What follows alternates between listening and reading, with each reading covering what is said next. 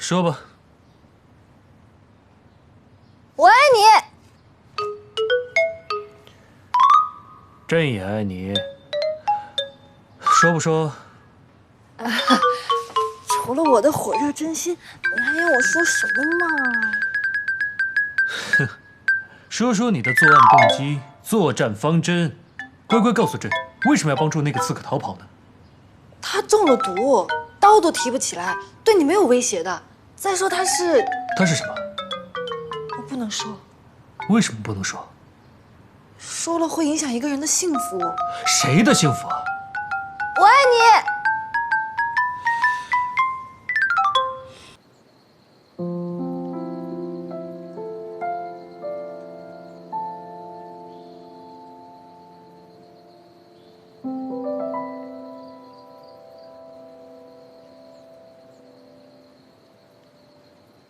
别担心，他喝的是水。你怎么知道？你可是狗鼻子，我从小就能闻出来各种美食出自于哪家大厨之手，甚至连他有没有放地沟油我都能闻得出来，更别提酒了，这一点酒味都没有，放心吧。哎，可是他为什么要一个人坐在屋顶上喝凉白开啊？望天愣神，岁月轻叹，这不都是文艺女青年干的事儿吗？是没酒气，但是他周围的怨气啊，都已经快把茁壮的树苗给毒死了。我们跟他还是保持一定的安全距离吧。爱情这玩意儿，一般人果真碰触不。你看，像平时那么犀利洒脱的老萧，现在变得多抑郁。每一个傻姑都以为自己谈的奇恋是真爱，为了一个渣男垂干上嘴，根本不值得同情。你这张嘴呀，真是缺了大度了。哎，我实话实说的。哎，咱们这么大声说他坏话，他怎么听不见啊？他虽然人在这儿，但是魂儿早就不在了。诚恳是一个骗子最大的武器，所向披靡。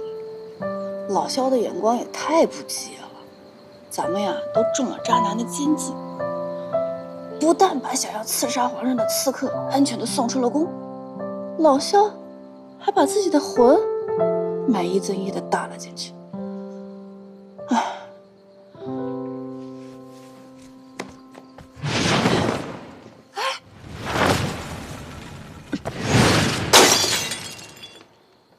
不是喝的凉白开吗？怎么上头了呢？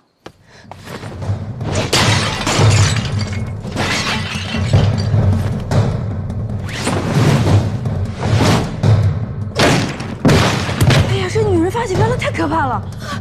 我不明白，老萧有什么不满，有什么牢骚，为什么不跟我们倾诉，非要自己憋在心里呢？也许她是想把胸部憋大。联盟啊，你快去劝劝吧！这再这么霍霍下去，明年连赏花都没得看了。哦，对对对。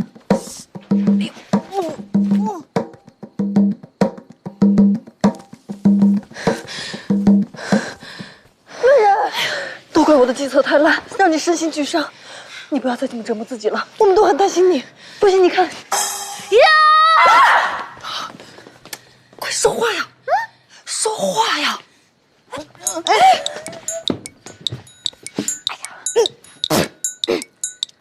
真的是非常心痛啊，巨心痛。对了，燕飞姐姐，众所周知，您的医术水平真的是人类医学史上的奇迹呀！我觉得，就连那个太医院的柳太医都不是你的对手呢。你瞧，昨天你才刚把萧贵人的脚伤治好，而今天，他的杀伤力就恢复如初，而且还这么大，好犀利哦！那是必须的，谁让我是复合型的人才吗？身体上的伤我皆可以医。那问题来了，心伤怎么办呢？心伤有酒足矣，酒是万能的良药。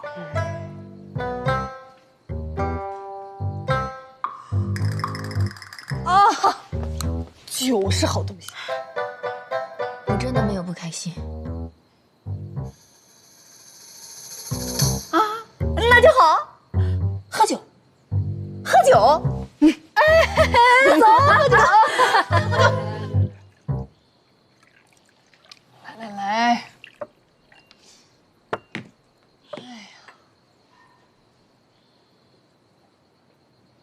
我先说啊，致世上终究逝去的爱情。好，我也来一个啊，致我们终将逝去的青春。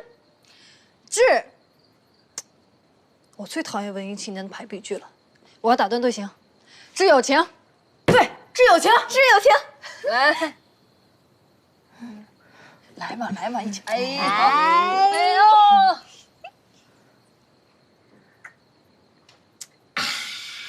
我说老肖啊，你也别太难过了，我也失过恋的，真的，我一进宫我就失恋了，心碎了一地，还是他们俩帮我捡起来的呢。你这怎么能跟老肖比啊？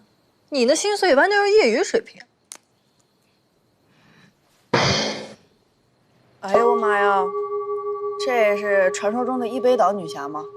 早知道这么容易，直接灌倒他了，害得我想那么多词儿，脑细胞都死光了。那现在怎么弄？拖走。哎呀，不好了，主子，大事不好了，主子！宝驹说，奉太后娘娘旨意，要来逐个搜宫。老爸，干什么呀？在下侍卫长鲍屈，奉太后娘娘之命前来执行公务，望各位娘娘们海涵。老鲍，别来这套。老鲍，我说你这个人怎么这样啊？好歹我们也是有那么长时间交情的人了，芳华宫你要搜？娘娘们别跟我谈交情，也别跟我叙旧。你们一般不叙旧，一叙旧我准遭殃。最近啊，这宫里面治安比较差，让刺客给跑了，被太后娘娘知道之后，骂了我一炷香的时间。我是愣着靠在墙头，花了3个时辰，我的心情才平复下来。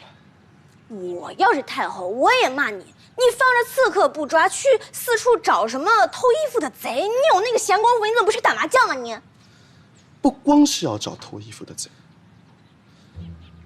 这芳华宫乱七八糟的，总让人觉得有些微妙的不对劲。当然，我们也是为了娘娘们着想，所以，哎呀，老鲍，你误会了，那些个碎瓦残枝是我们自己霍霍的，目的呢是想要改善一下芳华宫的风水。真的吗？娘娘们硬是不让搜，是怕被搜出来让人觉得什么情何以堪的东西。开什么玩笑？我们光明正大，但是这份屈辱不能受。总之，你们不能搜。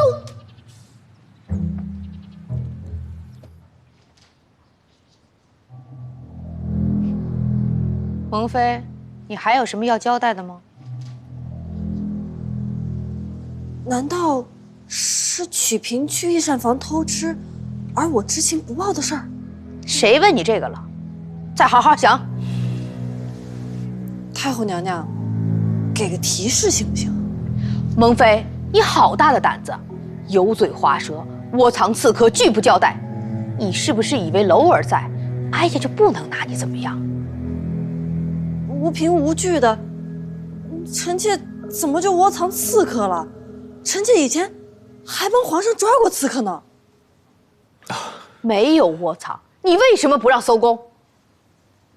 只因臣妾不让搜宫，就说臣妾跟刺客有关系吗？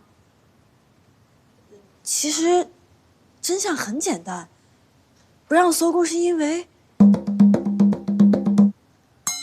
臣妾给皇上准备了个惊喜礼物，还没到公布的时间，万一走漏了风声，就达不到理想的效果了。皇上，是的，母后，正如蒙妃所说，礼物朕已经收到了，非常惊喜。套句新颖的说法 ，surprise， 惊喜，效果特别好。你就不要再替他说话了。蒙妃，这个哀家是治不了你的罪，可你就认为哀家没有别的办法了吗？袭人，宫规第368条，念。是。嫔妃聚众醉酒闹事，毁坏宫中财物、基础设施一草一木，造成恶劣影响，拉低后宫形象者，无论事由如何，有无主观动机，均罚俸1年，跪祠堂1夜，抄心经100遍。这是什么鬼？这条宫规是才写的吧？芳华宫是何等神圣的地方，你竟然带头聚众喝酒，还破坏宫殿。别说宫规不允许，就是宫规允许，你认为哀家会袖手旁观，看着你玷污它吗？可不是哀家为难你，你是芳华宫的主位，你可知道芳华宫的一砖一瓦，那都是好几朝的遗物。文物古迹懂吗？前朝太妃住在那儿的时候多快活呀，那是当然，最后是被打入冷宫了。可是她到死都惦记着回去住。再说前朝太妃，从住到那儿，那运气好的8匹马都拉不住。再说那前朝太妃，母后可以了。你还需要哀家再给你举例子吗？臣妾知错，知错了就要认罚。赶紧从哀家眼皮底下消失吧。是。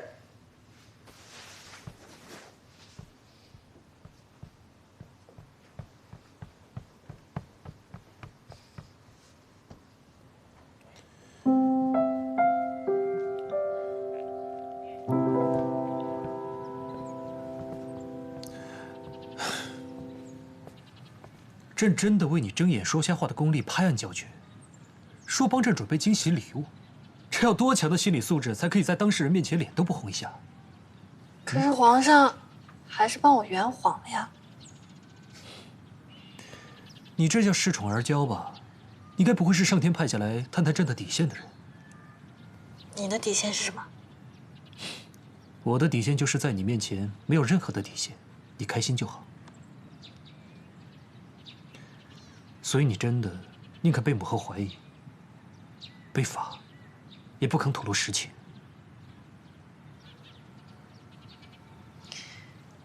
你相信我吗？朕信你。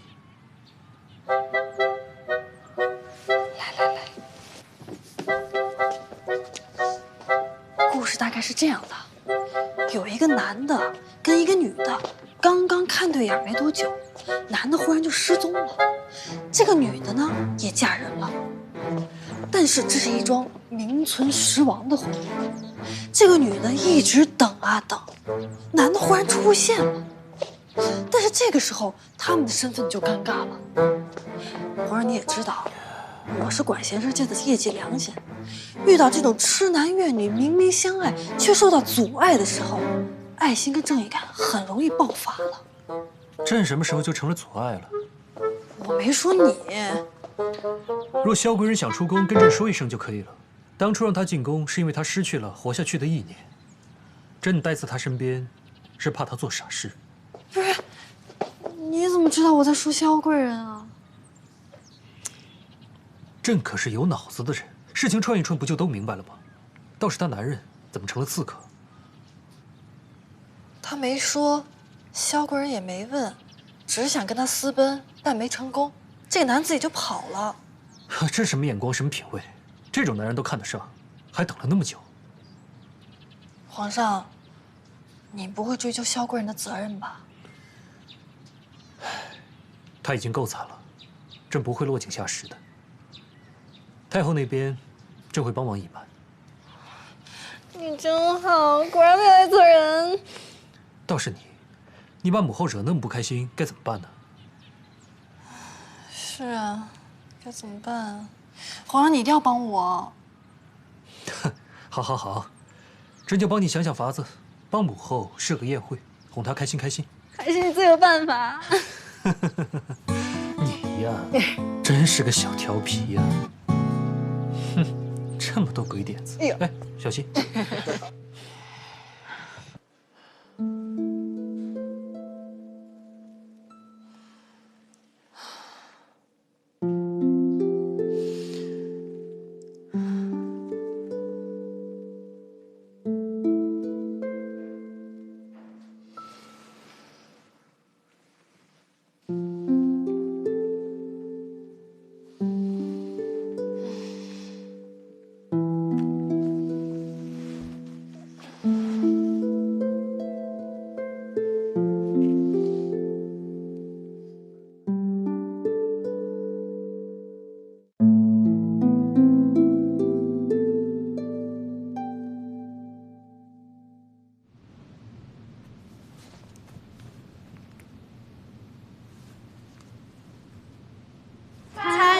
皇上，参见太后娘娘。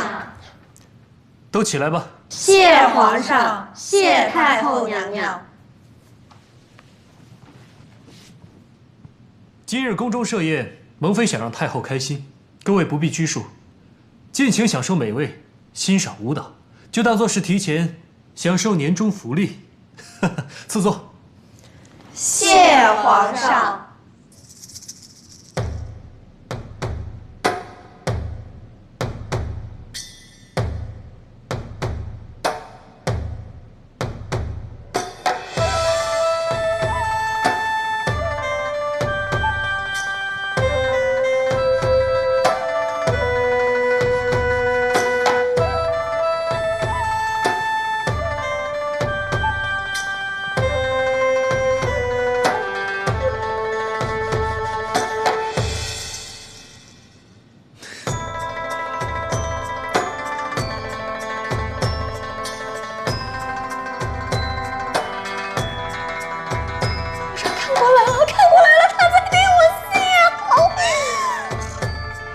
醉了。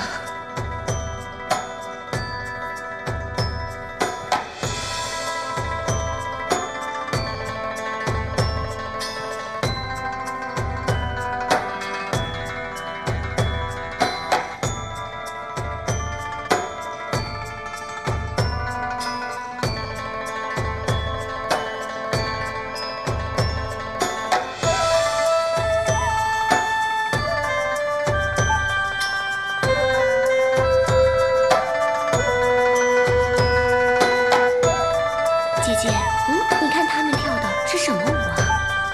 看着挺神秘的。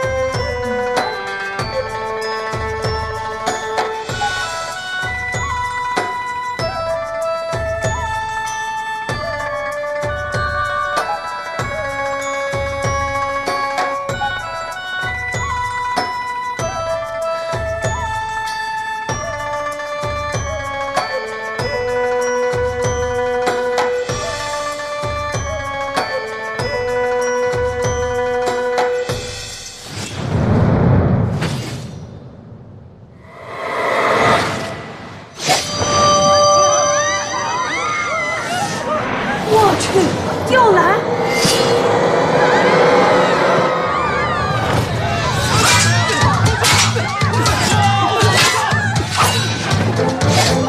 保护皇上！护驾，护驾，赶快护驾！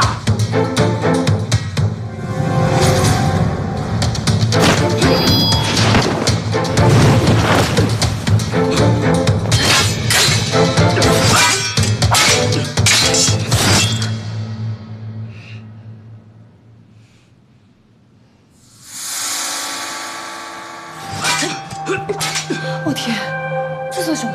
强势插入吗？快，保护太后安全撤离！快，保护太后！快！那个刺客到底是谁啊？看老萧这么激动，该不会是……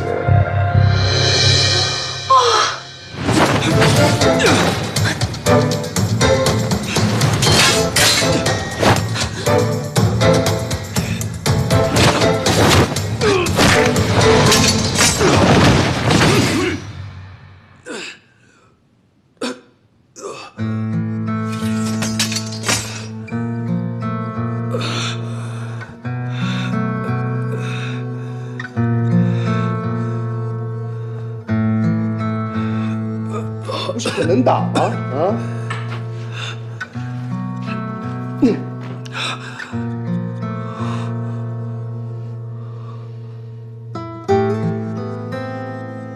哈！我说你是吃了雄性豹子胆吧？敢在我豹区的眼皮底下撒野？哟，长得还挺帅，就是因为长得太帅了，给我带走！是。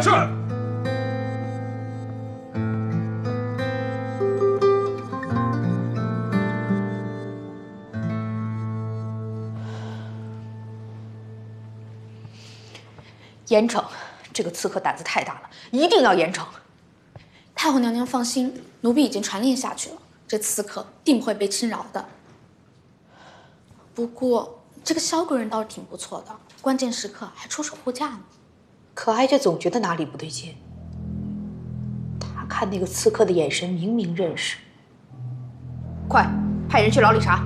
是。等等，任何人不许探监，免得他们串供。是。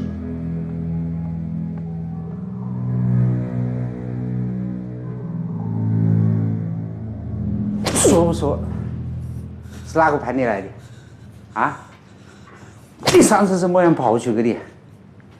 啊？你今天为么子又来？同伙在哪里？啊？不说。你和小姑娘是么子关系？啊？你已经落网了，老实交代，最好识相点，要不然这里所有的刑具让你尝个遍。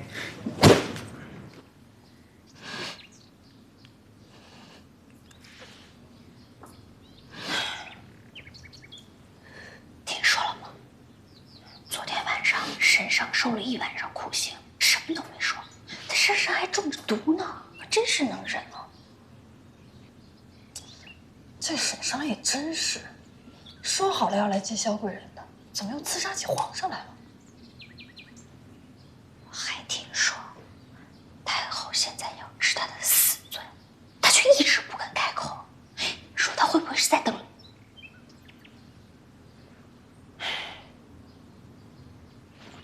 要不然我们去探监吧？不能去，太后不让探监，反正我不去啊。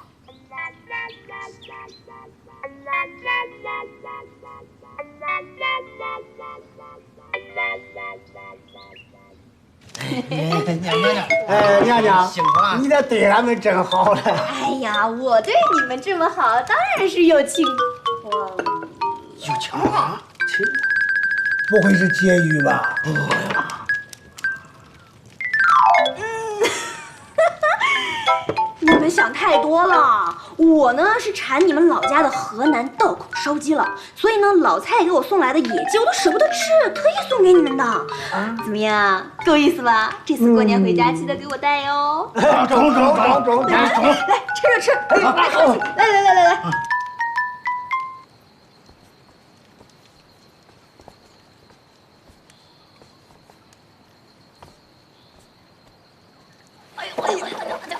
老小救我呀！哎呦，我的手，我的手。确定这是来探监，不是来劫狱的呀？当然是探监了，有时候探监的道路也是崎岖的，忍忍吧。没事吧？不会被发现吧？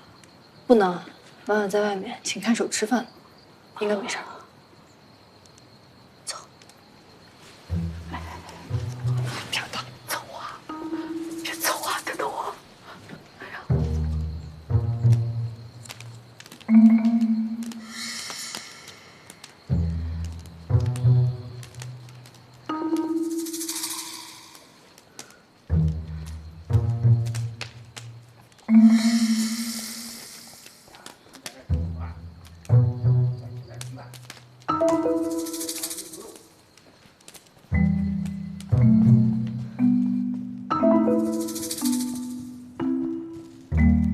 沈尚，沈尚，沈尚，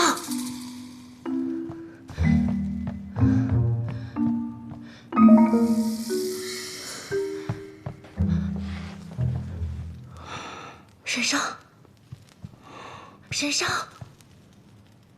夏夏，沈尚，夏夏。你来了，解释。我知道你会问我要一个解释。其实当年战争失利，我被敌军掳走，也只是一半的真相而已。其实那是一场注定要失败的战争，决策者把我们这些人当作棋子，什么战术不战术。什么牺牲少数造福大多数，自然都是狗屁。我是因为不服才来行刺的。这样解释，你懂了吗？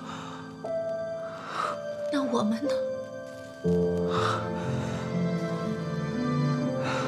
对不起，神圣没有当真过，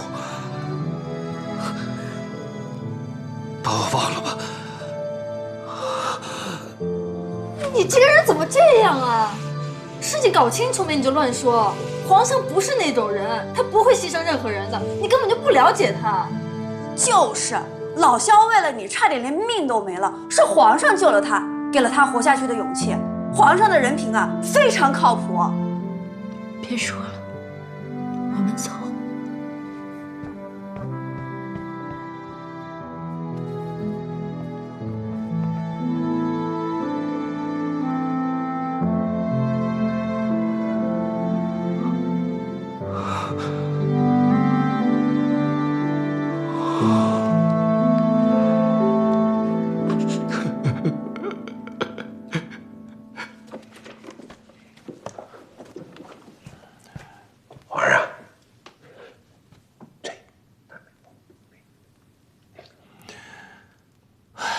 这个蒙妃真像谜一样的女子，这一刻不知道下一刻要出什么幺蛾子。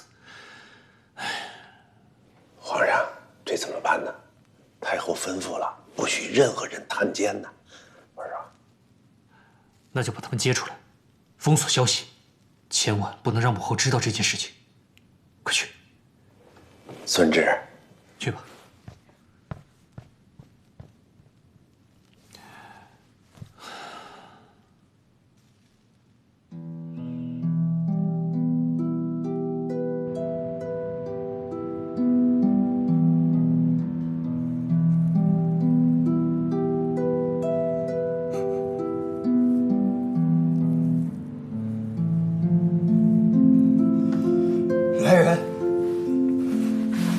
来人呐！哎，阿莫斯啊，给我一份纸笔。呵呵，你终于肯认这画押了，可以，等到。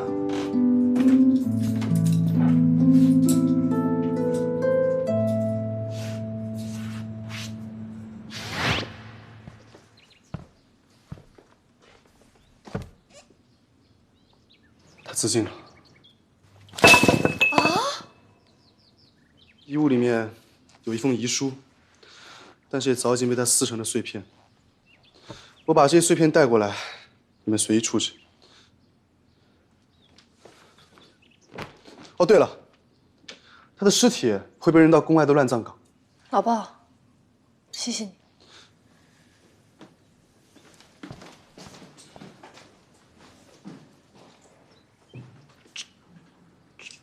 这要怎么办啊？扔了吧。你不想知道他写了什么吗？那你们看吧。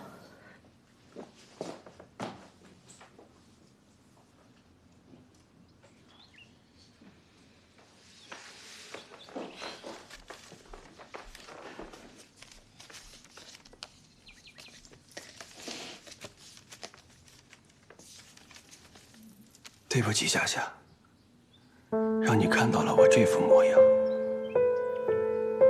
被俘虏之后，他们给我下了毒，让我回来刺杀皇上，才会帮我解毒。我其实早该死的，但我忍痛忍辱答应了他们，好保全自己一条性命。为了就是可以有足够的时间去找你。万万没想到造物弄人，我在宫里遇见了你。你已经是皇上的妃子。第一次带你逃离，失败了。我突然想起，那些离开后的隐居生活，也只能存在于梦境当中。我慎重气度，不刺杀皇上，他们永远不会为我解毒。可是死，我又舍不得你，所以我才打算再试一次。我知道你会骂我懦夫，不讲是非，只盯着眼前的个人情爱。但是，能为一个女人牺牲性命，牺牲无尽前程，又是何等的光荣！现在我找到了你，但也错过了你。但愿下辈子你我之间，不要再有如此之多的波折。一个坏蛋，身上。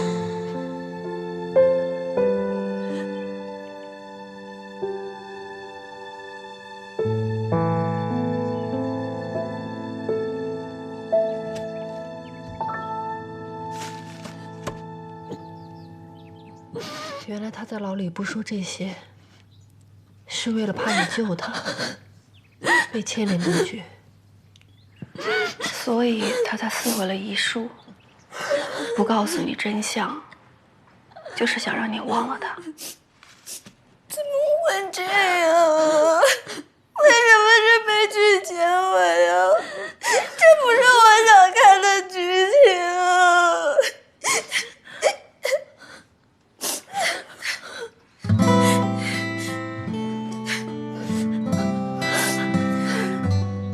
不是，我们这都快下班了，干嘛跟你们干这么危险的事儿啊？你这30多年堆砌的人性呢，都被猪吃了。这么感人的故事你都不感动，没良心！我才27。哎呦呦，你27，你长得也忒着急了吧啊！明明58，说自己27，丧不丧良心啊？谁我？行，我说实话，我38，那我也不是58呀。就年龄这事儿，我得跟你好好叨叨。哎，行了，我们给你钱还不行吗？就是，过分了啊！我是那种贪财的人吗？大家可能是对我有点误解，但我是个有原则的人，我不是什么活都接的，钱多才接，能给多少？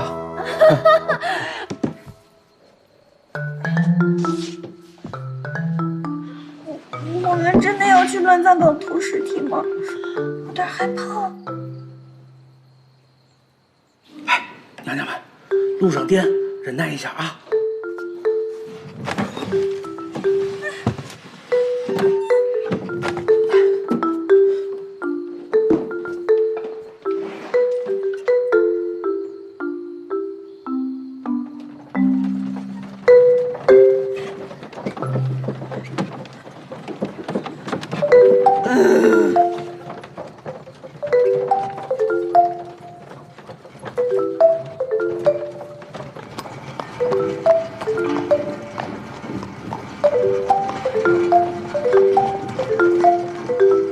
什么人？哎，我老蔡。哟，蔡大厨啊，又拉泔水出宫啊？嗨，可不是嘛！你说这活儿哈，这又脏又累的，徒弟们我要置换不动，可不是自己拉吗？你徒弟那是为了你好，想让你多减减肥。行了，走吧走吧。哎，等等，哟，老蔡啊！哎，老爸，今晚干嘛去啊？我不是送泔水吗？送泔水。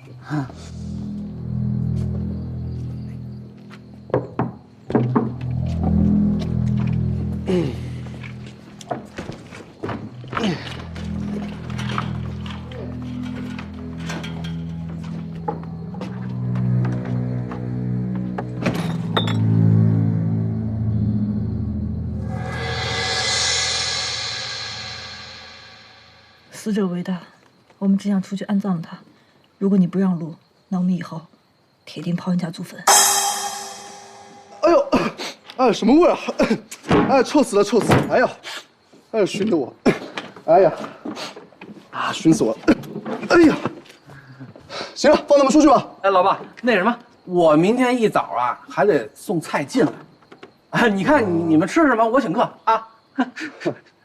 哎呦，这个一毛不拔的铁公鸡老蔡，请客吃饭喽。这个拿着他姥姥家的老蔡，要亲自送泔水、送菜。哎呦，这太阳是不是打西边出来了？没有太阳的事儿，这是月亮惹的祸，一定是这月色太美丽、太温柔，以致老蔡昏了头。胖子说的对啊，今晚的月亮老美了。什么月亮啊？我这心血来潮一次还不行啊？真逗！走了啊！哎，回见，回见。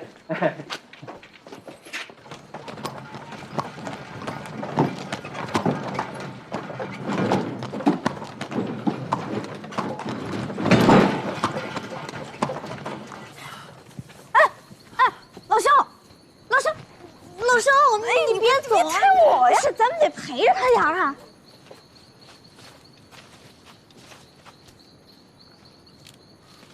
老蔡，一会儿抬人挖坑下葬，你多出点力，毕竟我们都是没有武功、没有力气的弱女子。那我这不是赔本买卖吗？还这么晦气，不是你说我这命就够背的了，还招这晦气？给你加钱。我是那种视财如命的人吗？加多少？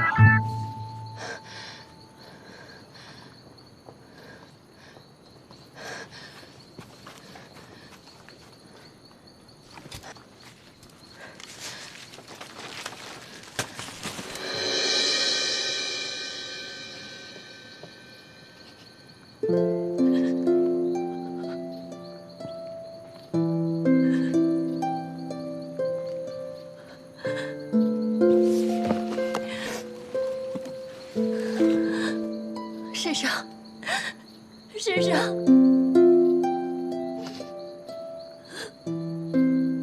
找着了，脱衣服，干嘛呀？快点儿！哎，快点儿！干嘛？我这名牌，哎，你别干嘛呀？我名牌你别给我弄撕了！赶紧哎，脱着点吧！哎呦！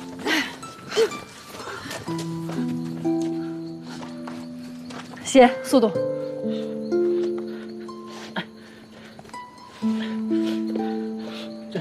这可是我限量版阿迪王。废话。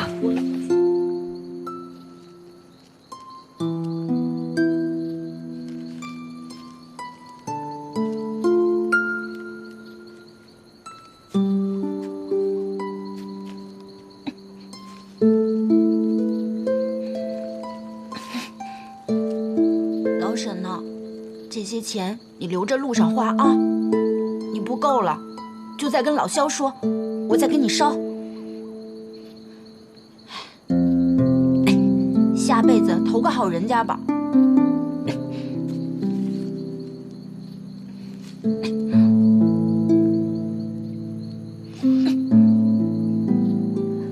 很多人都说后宫没有真情，后宫的女人都是为了争宠，满腹坏水，虚情假意。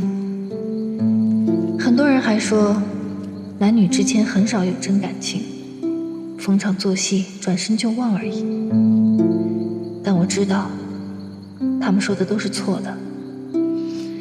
总会有人为了你活着，也总会有人为了你去死。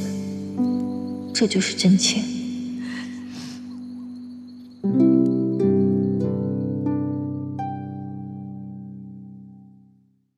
走过路过看一看，看一看，高丽代购人肉背货，绝对正品，绝对营养的高丽参。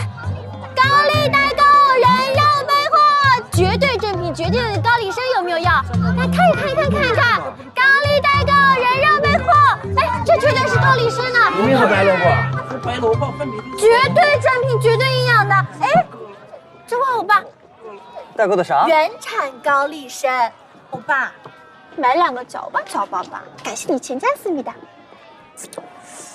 听你这口音，不像这儿人呢，哪的人啊？我是高丽人士，前来这里寻亲的。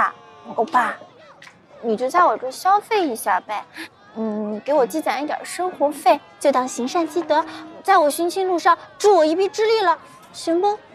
倒也不是不行，可你这高丽参看起来跟萝卜一样嘛。哎，我要是买回去啊，娘子非打死我呀！原产高丽参，欧巴买2个吧，消费一下吧。我真的不要了。欧巴，特别营养的，绝对正品。我说了不要了吧。欧巴，你妻子绝对不会说你的。哎，我妻子会打死我的。她绝对不会，我保证，高丽参特别的营养，会让你身强体壮的。这。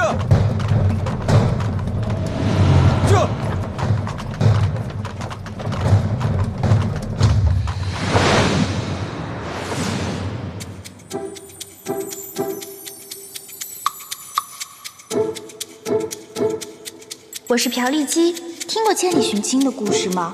我去过波斯、天竺、斯巴达、罗马、埃及、暹罗等等100多个地方，都没有停下脚步。你问我到底要去向何方，我指着最后的希望——皇宫。但是我压根儿没想过，我出使还未捷，竟然遇上个酒驾的。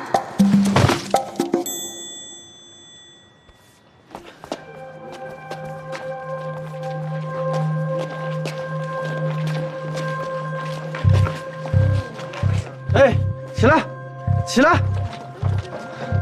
怎么着？是不是想碰瓷儿？是不是想讹我钱？这人都飞起来了！我可告诉你，我优，前面发生什么事了？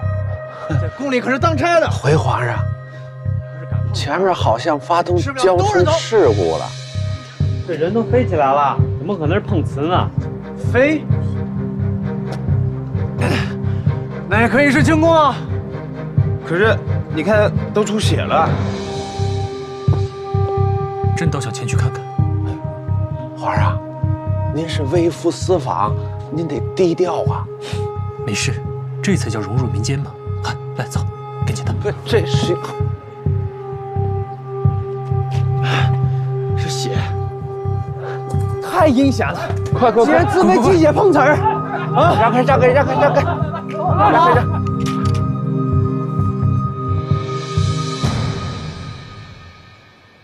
我优，快去看看。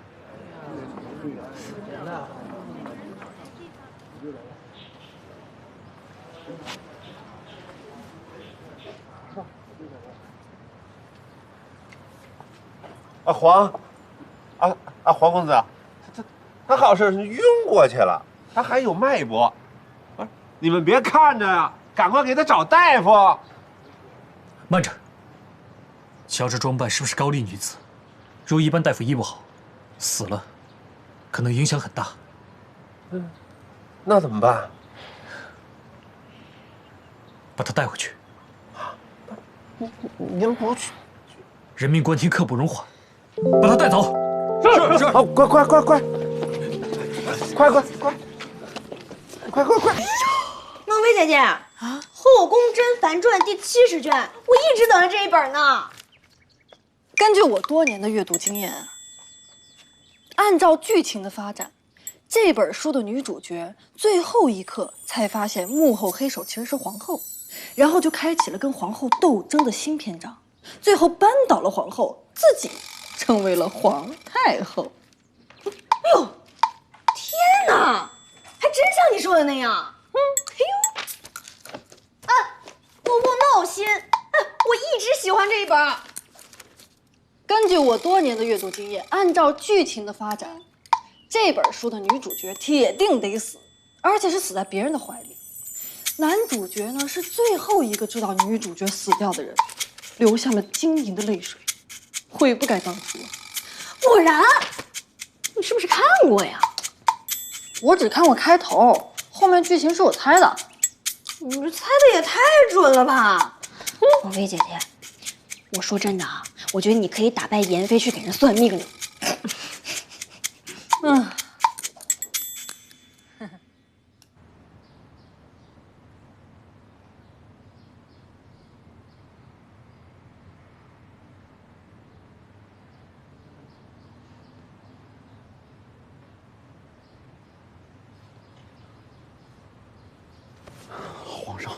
这位姑娘被马车撞过以后啊，5脏6腑都移位了，而且这脑浆啊就跟沸腾的水一样啊！但幸亏微臣医术高明，抢救及时，她现在已经完全脱离了生命危险。太好了！可是为什么这么久还不醒呢？微臣还没说完。她虽然完全脱离了生命危险，但是她一直昏迷醒不过来，跟活死人没有两样。刘谨言还说自己医术高明，这医治那么久还不醒，根本就只会耍嘴皮子。真把他叫醒，才是你自己的真本事。小心你的头！头！哎，姐妹们，大事件呐！什么事儿啊？皇上带回来一女子，那些妃子啊，惊得那下巴都已经掉地上了。亏什么？皇上竟然带了一个女的回宫！我不能接受，这不是真的。看，又疯了一个。哎，真是，出去遛弯都不老实。其实也不能说是带回来的，是抬回来的。那女的出了车祸，脑子撞傻了。太医院现在忙前忙后，都在给她做治疗呢。不对啊，你让我捋捋啊！宫外每天都有那么多出车祸的人，皇上为什么偏偏就她？她是不是长得特别美？你跟我说实话。又被你说中。深呼吸呀，深呼吸呀，咱没反应呢，是不是深呼吸对你来讲有点困难啊？要不这样，你那眼皮动一下，动一下，姑娘眼皮动一下。哎呦，姑娘眨眨眼睛好不好？姑娘，哎，动了啊！哎，动了！哎呀，啊，微臣做到了！继续，姑娘，使劲啊！继续，使劲啊！美好的生活在等着你，美好的生活在等着你。哎，让我来吧，姑娘，醒醒，姑娘，醒醒，醒醒，姑娘，醒醒，姑娘，醒醒，姑娘，醒醒。不过也是，一个高丽人士，他来到我们这儿被撞了，那皇上肯定也不可能不管。哎，皇上也是这么说的。哎，你跟皇上心有灵犀呀。啊，对了，我还打听到啊，这个太医院的刘谨言已经下了诊断，说这女的再也醒不过来了，成了植物人。哎呀，那还不早说？哎，那醒不来就行。植物人是啥玩意儿啊？植物人啊，也就是说，他大脑皮层功能受到损害，跟植物的生存状态差不多相似，处于一种丧失意识活动的昏迷状态。虽然有心跳和呼吸，但是再也醒不过来了。那这不就是活死人吗？放心，他一定会醒过来的，不然没法演了。那他要是醒过来，不就没我的戏了吗？放心，你的戏份不会被抢的，悲情戏也是戏。不，按照你刚刚说的那样，那个女人美得跟整过一样，那接下来的剧情我也能猜得到了。什么剧情？等她醒过来，就会获得名分，加入后宫，裁贬我们，战胜蒙妃，获得太后的青睐，再生个一儿半女，从此走上人生的巅峰。而我们全都成了她的配角。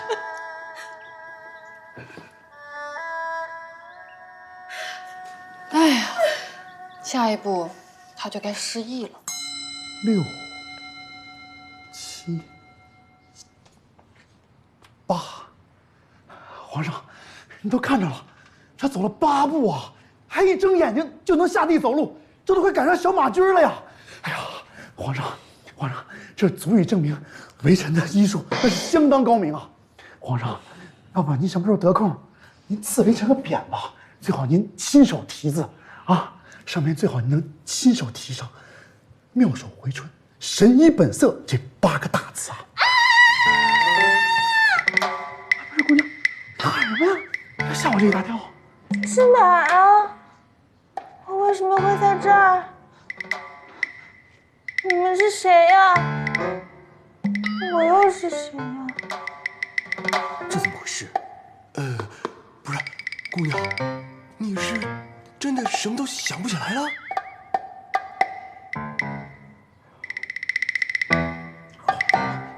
皇上，依微臣所见啊，这位姑娘是头部受到撞击之后，脑部产生淤血，淤血呢压迫了神经，所以导致失忆了。这能医好？微臣尽量。朕不想听尽量，限你3日之内找回他的记忆，否则提头来见。又提头？哎，香蕉怎么少了一根啊？算了，反正我还有瓜子。嘿嘿，你这是抱着看戏的心态去太医院吗？这瓜子都带上了，要不要给你整点小酒，搞点烤肉啊？哎呀，萌妃姐姐，你误会了，我这是为了消除即将要面临的压力跟紧张。嘿，单纯可要不得。哎呦，神经病啊！死我了心啊！嘿，娘娘们，哎，你怎么不去好好抓你的刺客呀？妍妃娘娘这个口气，我很是不喜欢，这好像是在鄙视我。不过也没关系，我下面说的话呢，肯定会让你们大吃一惊，从而开始仰视我的。那是不可能的。在梦游，老包啊，到底要说啥呀？撒浪痛快，赶紧的。这宫里面来了一个女人，想必你们大家都知道吧？这个女人可不平常，她的裙子又肥又大，谁能保证她的裙子里面没有藏着暗器呢？你能保证吗？还是你能保证？哎，娘娘们，你们听我说啊，这个女人肯定是个车，这个车夫里意外，和他们早就预料好了这样的车祸惨案。你让我出去！你现在失忆了，你不能乱跑，不能乱跑，姑娘。放开我！不是，大胆你竟然欺负我兄弟！哎，不是，各位，你们都看见了吗？我们已经撕开他的面具，露出他真实的嘴脸。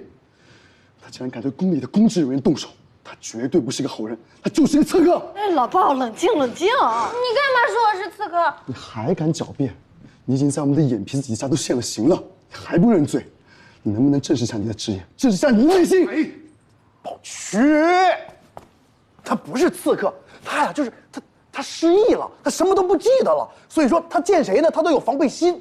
那你怎么知道他失忆之前就不是个女刺客呢？刘兄，你不能这么包庇他。你是谁？他是皇宫中的侍卫长宝区，他对刺客呢有着非同寻常的执念。那你又是谁？我呀，那我重新自我介绍一下啊，我是一名态度和蔼、服务热情、医术高超、靠颜值拉动内需的宫中首席太医。够了，你刘鼎言，别逼我吐你一脸。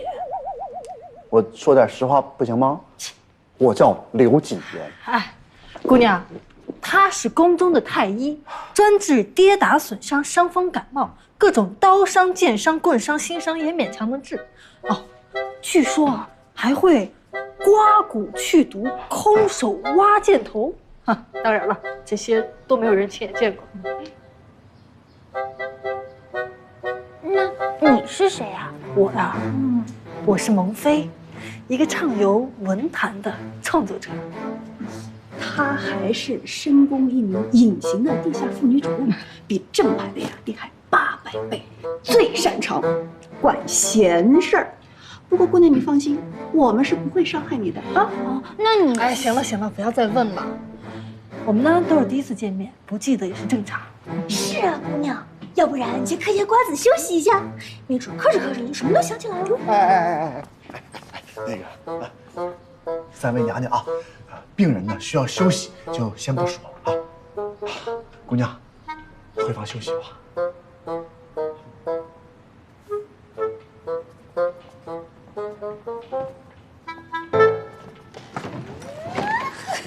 那兄弟啊，你有什么需要服务的就告诉我，就在门口站着啊。孟非姐姐，你赶快帮我预测一下接下来的剧情，这高丽女人有没有可能跟皇上在一起？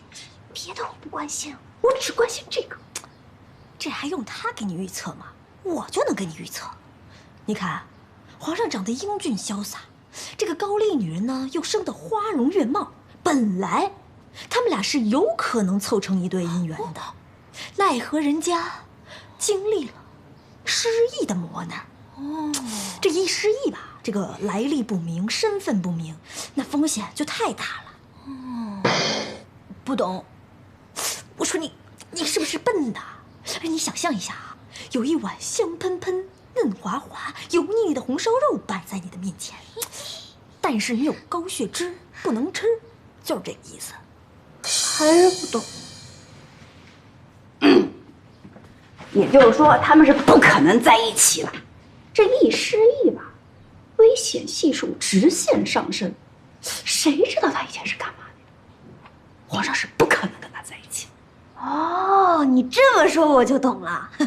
那只要皇上不跟他在一起，那我就放心了。哎，这也说不准哦。以我多年以来的阅读经验，按照剧情的发展，失忆的女人一定会爱上第一个见到的男人。什么玩意儿？还有这一说？啊，我瞎猜的啊，别太在意。刘太医，那个高丽女人醒过来之后，第一眼看见的人是谁啊？我求求你告诉我，是你吗？可惜不是我，是皇上。完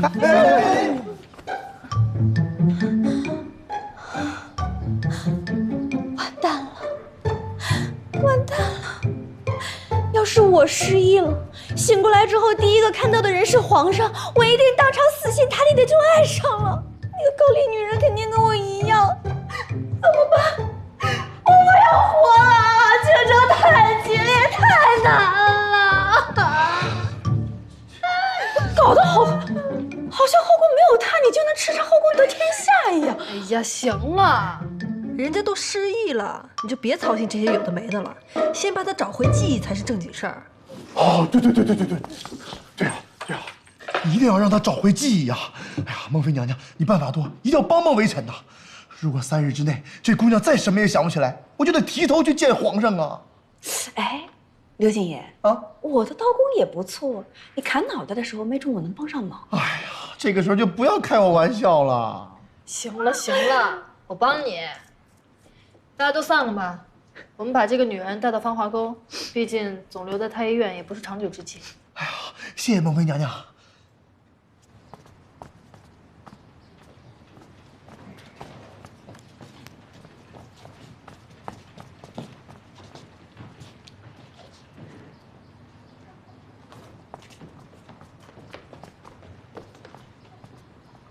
哎，干啥去了？哎，等会儿，住手！放下这个白菜思密达。不是哪来高丽人？怎么了？让你住手就住手，配合一下。不是娘娘们，我这今儿忙着呢，我得腌30多台酸菜呢，要不然各宫都不够分的。再耽搁呀，谁帮我腌啊？蔡太贤，你再磨磨唧唧的，我来帮你腌好了。我那工具多得很，保证你半炷香功夫免费无痛帮你忙。事后呢，可自行回家。明天啊，照样开工。这我是跟你开玩笑呢，那么当真干嘛？你叫蔡太贤啊？你也是高丽人吗？可是我记得，高丽的人一向都是纤瘦修长的，尚未出现过你这样的胖子思密达。你记起来了？听到这个高丽范儿十足的名字，我隐约记起几个画面。我还记得我的名字，我叫朴丽姬，其余就不记得了。朴丽姬，名儿挺好听啊。放心啊，不用着急，肯定会想起来的啊。小朴姑娘，那你还记不记得你刚刚让蔡大厨住手的原因是什么？我就是觉得，他们不应该这么对待白菜，太侮辱白菜了。哦，我还记起来，泡菜在我们那里是瑰宝。太贤，你这样的做法是不对的，应该把辣椒酱和盐一片一片的抹在白菜叶子上，再让它入味，再放入坛子，然后对，啊，这泡菜还是你们瑰宝的。那照你这意思，这酸菜还是我们国粹呢。喊啥？各有各的好，讨论一下不行啊？别怪我没告诉你啊，他失忆了，别刺激他，不然后果自负。自负就自负，我最讨厌别人对我厨艺指指点点的了。哎呀，你就少说2句吧，蔡大厨。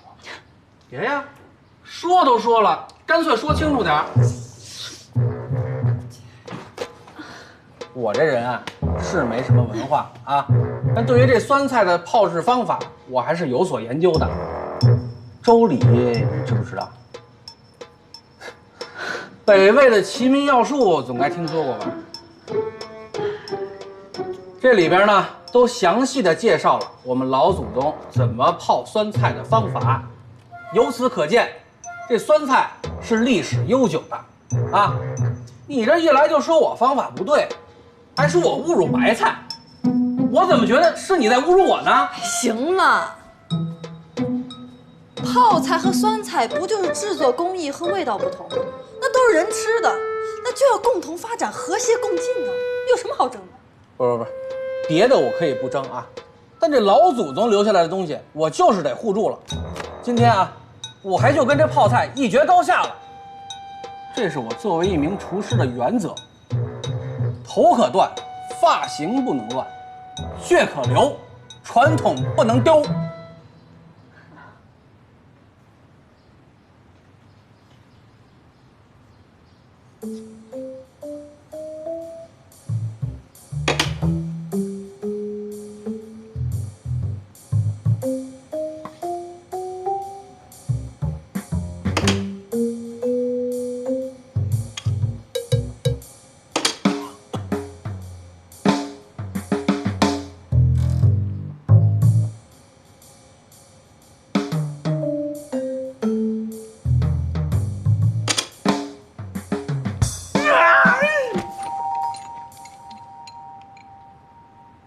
哎呀，贵客，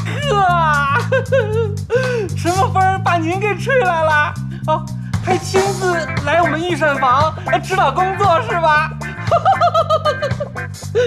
您说抹辣椒酱是吧？要得，我这就去抹撒。那骚是什么意思啊？好像跟那个思密达差不多。鄙视，丢人。我没觉得这有什么丢人的呀，人蒙妃娘娘说了是吧？不管是泡菜还是酸菜，都不应该是一种竞争关系，都是为了人类，应该成为好朋友嘛。那个谁啊，辣椒酱搬过来。对，普通辣椒酱是不行的，要先将磨细的蒜、辣椒粉放在锅中搅拌，再依次放入糖、鱼露、盐、生姜末，再次搅拌。用这样的辣椒酱抹的白菜，味道才是对的，思密达。哦，要得，我这就去了撒。呀，不错呀，一颗大白菜就能让人想起这么多，前景可观呢。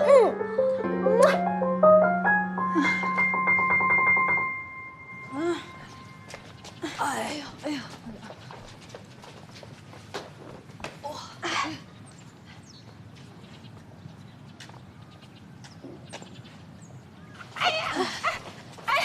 好，放这儿。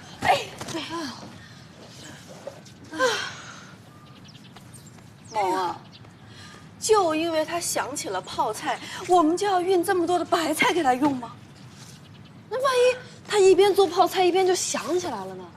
再小的可能性我们都不能忽略，更何况这个可能性很大很大。龙飞姐姐，我还是不懂，这些活完全可以让下人来干啊，为什么非得我们亲自动手？人家指甲都劈了。亲自动手当然有意义了，这表示我们对他关爱跟关心。这要不要？放这吧。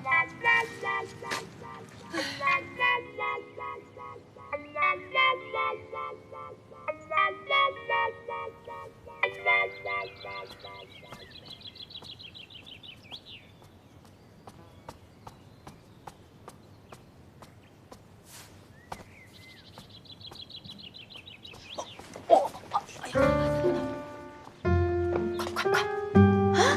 他干啥去啊？你傻呀，献殷勤啊！他不是失忆了吗？谁说失忆就不可以献殷勤的？完蛋了！莫非姐姐，你快帮我预测一下接下来的剧情啊！按照这个剧情发展，比较难猜呀。不过我知道一些常见的老梗，比如一个女人，不管以什么姿势、什么时候、什么时间跌倒，只要身边站个男的，他们最终都会乌龙的亲吻。上帝呀，玉帝呀，保佑表妹姐千万不要摔倒！好想。别担心，都包在我身上了，绝对不让他摔了。走，看八卦去，走。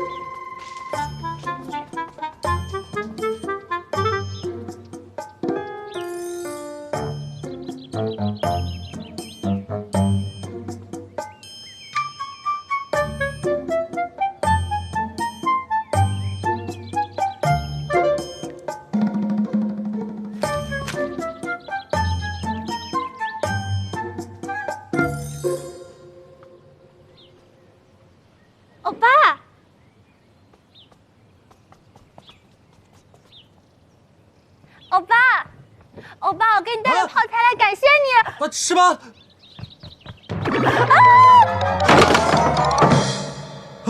哎！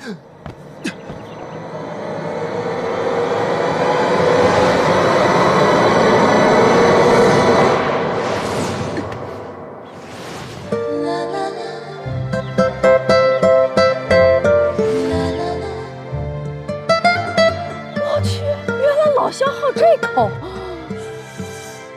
都折腾成这样，按剧情发展，朴立基应该要找回记忆了吧？他赶紧走吧！我的妈呀！各位娘娘，我让你带的东西带了没？蒙妃娘娘交代的事情，必须圆满完成啊！请看，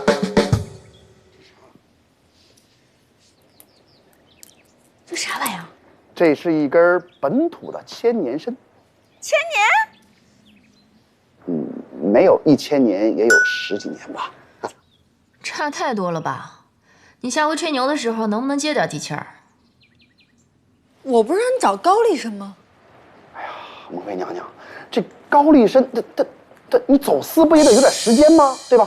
再说了，我觉得没有那个必要。我们的人参不比朴姑娘家的高丽参差啊！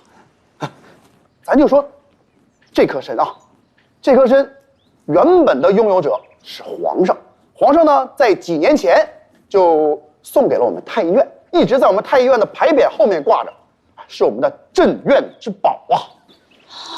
哎，那这玩意儿好使吗？这颗参啊，本身呢有它的那个疗效，再有呢就有圣上的加持，我觉得可以一试。哎呀，这个办法呀，我一直没有想出来，那多亏蒙妃娘娘的提醒啊，我这才能够。好了，别说了，就让小飘吃这个吧。哎，那是生吞药效好呢，还是干嚼药效好啊？为什么不煮汤呢？小飘姑娘，那个你觉得哪样好？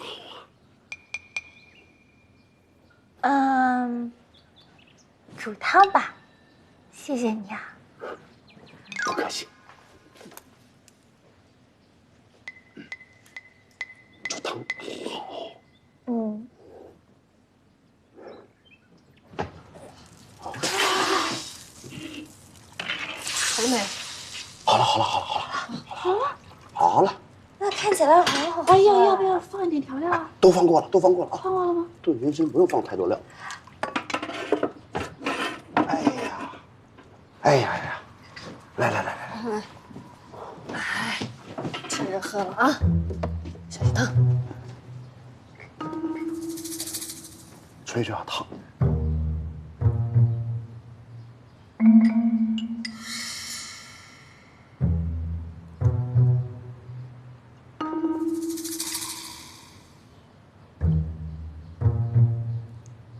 再来一口。大锅喝。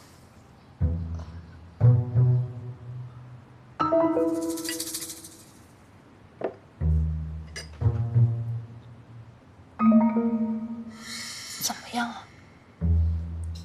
热。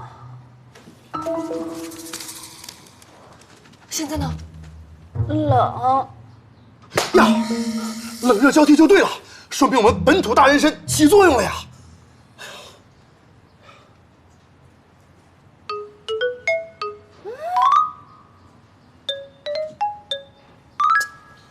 这怎么了？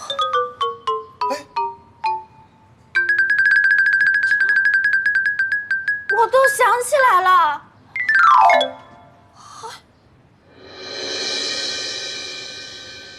呀！快！倒！我看，没事，快，扶他回房。快，慢点。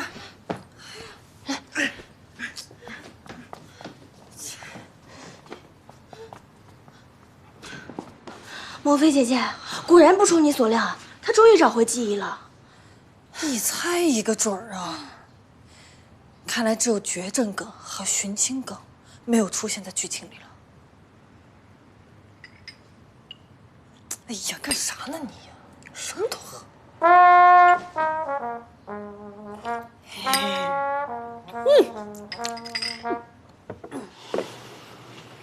哎，我记得他说他是哪儿的高丽人哈。那你说，为啥跟我们中国人长得一样一样的？鼻子是鼻子，眼是眼的。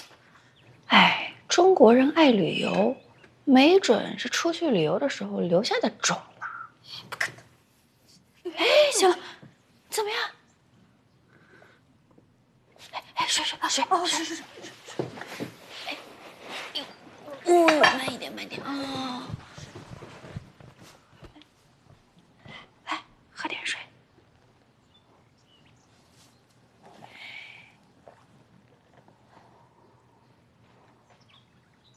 怎么样？小飘，你说你想起什么了？我都想起来了。我得了一种很难查出来的绝症，我担心自己时间不多了，想来找自己的父亲。哎，你找爹不是应该在高丽找才对吗？其实说起来，我不是纯粹的高丽人，我是混血。我爹当年游历高丽，与我娘亲相遇相恋，然后就那个什么了。他们天雷勾地火，生下了你。那既然有了孩子，为什么还要分开呢？其实，这始终就是一个谜。我娘亲临死前都没有告诉我，她就给了我半块玉佩，说另外半块玉佩在我的父亲手里，让我去找他。我游历多国，就是为了找到那个拥有另外半块玉佩的男人，可是始终都一无所获。请你们静静聆听一下我内心撕裂的悲鸣，思密达，太可怜了，我们帮你找啊。小飘，你的玉佩呢？我的玉佩呢？我的玉佩呢？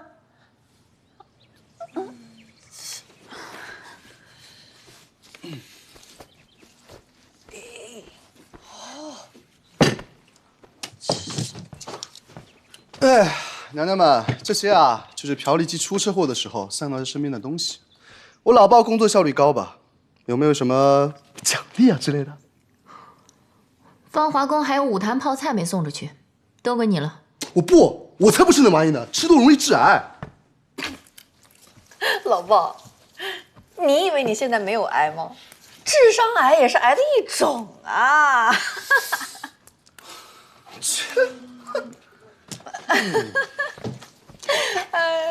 怎么样？有没有啊？找到了，我见过这个。哪儿见过？不敢说。来，偷偷告诉我。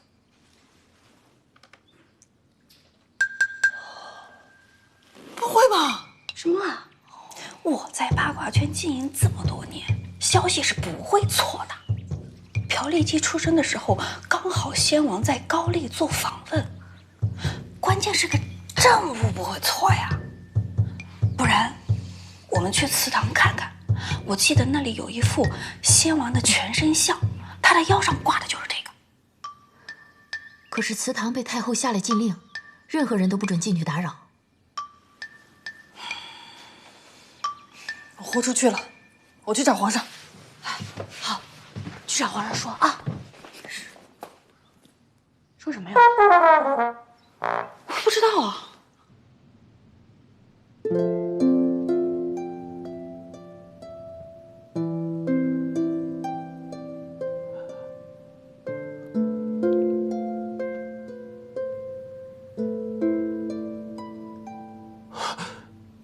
怎么会？欧巴，怪不得你总爱往宫外跑，太后娘娘每次都不高兴。原来你是受了先王的遗传。朴丽姬是你同父异母的妹妹，这就是真相，接受现实吧。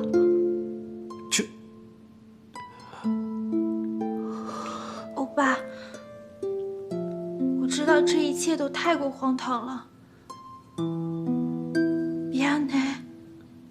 他为什么叫欧巴？欧巴就是哥哥的意思。哦，那个皮什么的。미안해是对不起。我不想打扰你的生活，你放心，我这就回高丽去。这件事情我会烂在肚子里，谁都不会说的。慢着，欧巴，这件事情别让母后知道。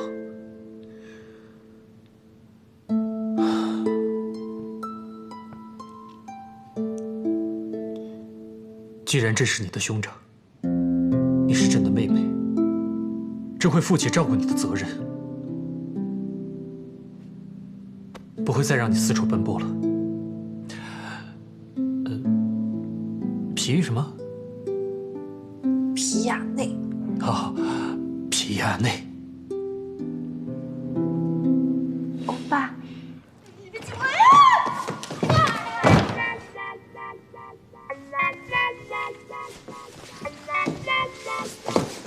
我什么都没听见，我什么都没看见。